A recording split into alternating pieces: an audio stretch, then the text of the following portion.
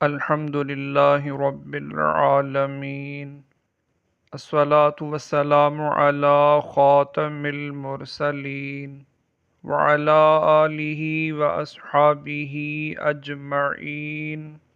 عن ابی امامۃ رضی اللہ عنہ قال سمعت رسول اللہ صلی اللہ علیہ وسلم یقول اقرأوا القرآن فإنه يأتي يوم القيامة شفيعا لأصحابه، رواہ مسلم۔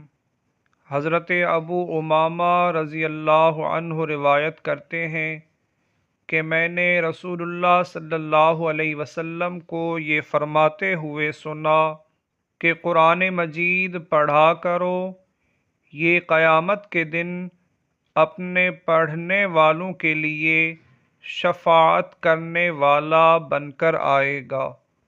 یعنی جو شخص قرآن مجید کی تلاوت کرتا ہے، قیامت کے دن قرآن مجید اس شخص کی سفارش کرے گا۔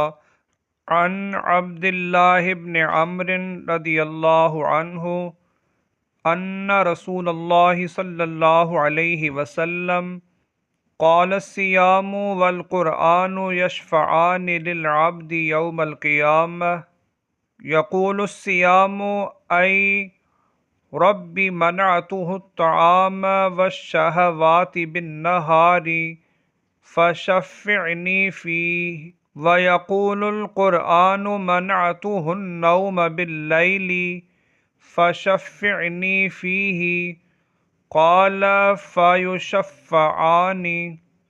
حضرت عبداللہ بن عمرو رضی اللہ عنہ سے روایت ہے کہ رسول اللہ صلی اللہ علیہ وسلم نے ارشاد فرمایا، روزہ اور قرآن قیامت کے دن بندے کی سفارش کریں گے۔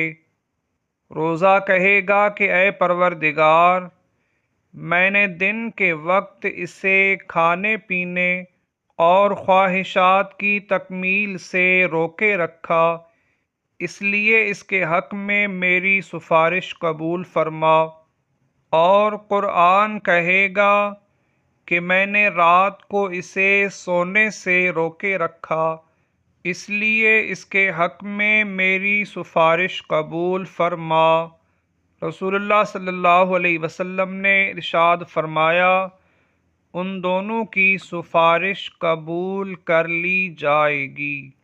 اس حدیث پاک سے معلوم ہوا کہ روزہ اور قرآن اس بندے کی سفارش کریں گے جو رمضان کے روزے رکھتا ہے اور رمضان کی راتوں میں قرآن مجید کی تلاوت کرتا ہے۔